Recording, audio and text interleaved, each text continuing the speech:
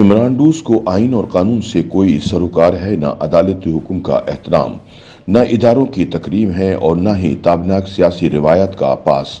نتیجے میں جو ہنگام برپا ہوا، اس نے پاکستان کو دنیا بھر میں تماشا بنا دیا۔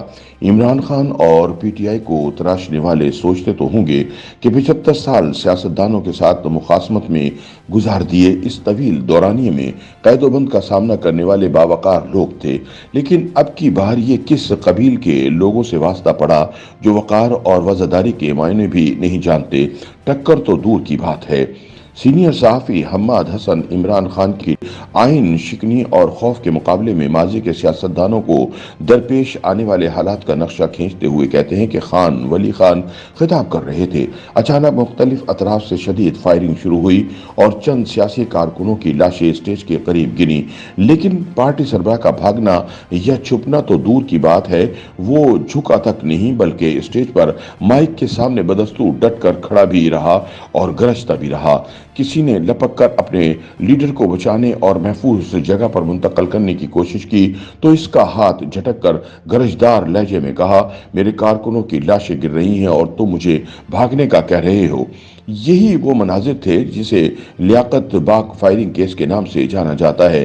اس واقعے میں برستی گولیوں کے درمیان ڈٹ جانے والا لیڈر ولی خان تھے۔ ایک اور منظر سامنے ہے۔ آدھی رات کو فوجی دستہ وزیر اعظم ہاؤس میں داخل ہوا اور منتخب وزیر اعظم پر بندوقیں تان لیں۔ وزیر اعظم فون کی طرف لپکے اور فوجی سربراہ سے گرج کر کہا، جنرل یہ کیا ہو رہا ہے؟ مکار جنرل نے جواب دیا، سر اس کے علاوہ کوئی چارہ نہیں تھا۔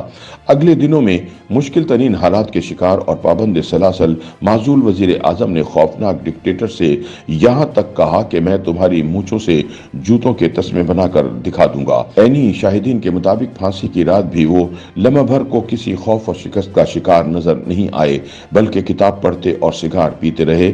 یہ منتخب وزیر اعظم ذوالفقار علی بھٹو تھے اور ان کے مد مقابل فوجی ڈکٹیٹر ضیاء الحق کی تاریخ ہے۔ حماد حسن مزید لکھتے ہیں کہ فوجی مارشاء اللہ اپنے عروج پر تھا اور ضیاء الحق کا قہر برس رہا تھا۔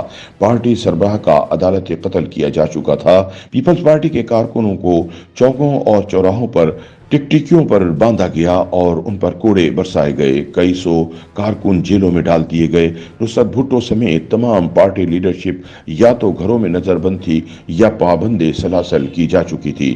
اس دہشت بھرے سناٹے میں بے نظیر بھٹو وطن واپس آئیں تو اپنی ایک سیاسی کارکن کے ساتھ تھیں۔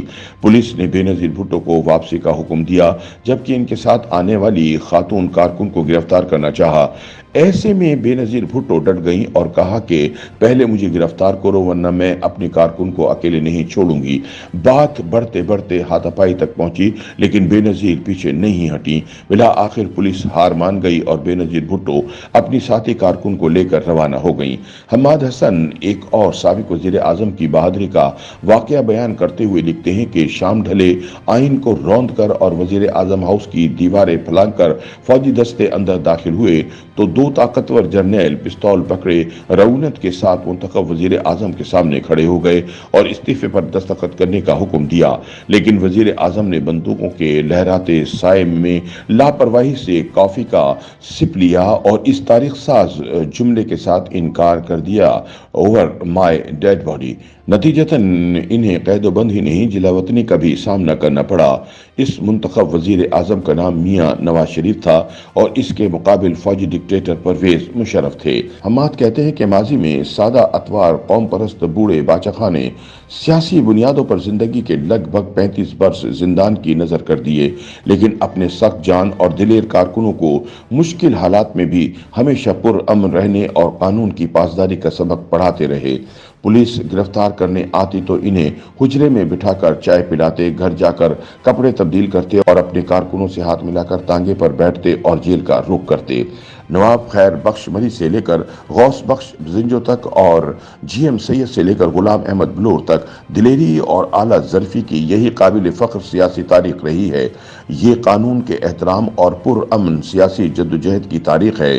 سیاسی لیڈروں ہی پر क्या मौकूफ दानिश्वरों, सहाफ़ियों, शायरों और सियासी कारकुनों ने भी मुश्किल तरीन हालात में आसाब पर काबू रखते हुए अपने मौक़िफ़ पर डट जाने की तारीख रकम की है। पश्तो और अंग्रेज़ी ज़बान के बेबदल लिखारी मशहूर तरक्की पसंद शायर और सहाफ़ी कलंदर मोहम्मद ने एक मुलाकात में बताया कि अय्यूबी मार्शल्ला के दौरान नौजवान तरक्की पसंद रहनुमा हसन नासिर मरहूम हमारे साथ पाबंद सलासत थे। हसन नासिर का ताल्लुक एक बाअसर अमीर खानदान से था, लेकिन उनकी खानदानी अमारात और रसूख इन्हें अपने नजरिए से अलग ना कर सका। वो एक दिलरुबा दिलेरी के साथ जेल काटते और मौत के करीब से करीब तर होते रहे, यहाँ तक कि आमरीत की एक तारीख रात वो अपने नजरिए पर कुर्बान हो गए। मुश्किल हालात के बावजूद इस खूबरू नौजवान ने दुश्मन को कभी अपने असाब पर हावी नहीं होने दिया। शाही किले में तशद्दुद की मौत से पहले हसन नासिर की नजरियाती रूमानियत और बुलंद बांग कहकहों में कभी कोई कमी देखने में नहीं आई थी। फैज अहमद फैज को पुलिस जेल के फाटक से तांगे पर बिठाकर अदालत ले जाने लगी तो रोड के दोनों अतराफ लोगों का हुजूम लग गया। शायर के होठों पर एक दिलावेज मुस्कुराहट उभरी और सड़क किनारे खड़े लोगों ने हौसलामंद शायर के लिए तालियां बजाईं।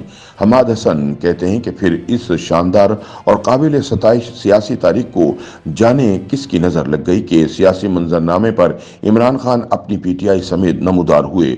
गालम गलोच, इल्जाम, दशनाम, बुहतान, मकरो फरेब और कज़ब और रिया से एक ऐसी सियासी जमात तरतीब पाई जिसे ना सियासी तारीख का इल्म है और ना ही ताबनाक सियासी मज़ाहमत का। गिरफ्तारी के धड़के और जेल जाने के डर ने जो सियासी मज़ाहमत तश्कील दी वो इस बयानी पर मुश्तमिल थी कि वो गिरफ्तार करने आ रहे हैं, सब जल्दी जमान पार्क पहुंचो, एमएनएस और एमपीएस को फोन करो कि बंदे नहीं लाओगे तो टिकट नहीं मिलेगा। सादा सी बात थी कि इस्लामाबाद की अदालत ने गिरफ्तारी का हुक्म दिया तो चाहिए था कि सियासी रिवायत के मुताबिक इमरान खान अपने घर से बाहर आते, पुलिस वालों से हाथ मिलाते, कारकुनान को पुरअमन रहने की तलकीन करते, फतह का निशान बनाते और एक लीडर के शायाना शान मुस्कुराते हुए पुलिस वैन में सवार हो जाते। सवाल ये है कि अगर ऐसा होता तो फिर इस सियासत का क्या बनता जिसकी बुनियादें शानदार सियासी रिवायत की बेकनी, तहजीबी तबाही, आइन और कानून को मलियामेट करने और इदारों को अपने मफादात का ताबे न कर पाने की सूरत में इन्हें धमकियां देने और टकराने पर उस्तवार हैं। इमरान खान वही कुछ कर बैठे जो उनका मिजाज और पीटीआई की सियासत का तकाजा था। उधर पुलिस अदालती हुक्म का परवाना लेकर पहुंची और इधर लीडर ने वावेला मचा दिया कि जल्दी जल्दी पहुंचो वरना पुलिस वाले मुझे जेल लेकर जाएंगे। और फिर कारकुनान का गौल उमड़ आया जिन्हें ना आइन और कानून से कोई सरोकार है, ना अदालती हुक्म का एहतराम, ना इदारों की तकरीम है और ना ही ताबनाक सियासी रिवायात का पास। नतीजे में जो हंगाम बर्पा हुआ इसने पाकिस्तान को दुनिया भर में तमाशा बना दिया। YouTube पर गूगली न्यूज देखने के लिए youtube.com की सर्च बार में गूगली न्यूज टीवी टाइप करें। गूगली न्यूज के पेज पर सुर्ख रंग के सब्सक्रिप्शन वाले बटन पर क्लिक करना ना भूलिए। YouTube पेज पर अपलोड होने वाली वीडियोस से बाखबर रहने के लिए बेल आइकन पर क्लिक कीजिए। आपको हर नई वीडियो के बारे में नोटिफिकेशन मौसूल हो जाएगा।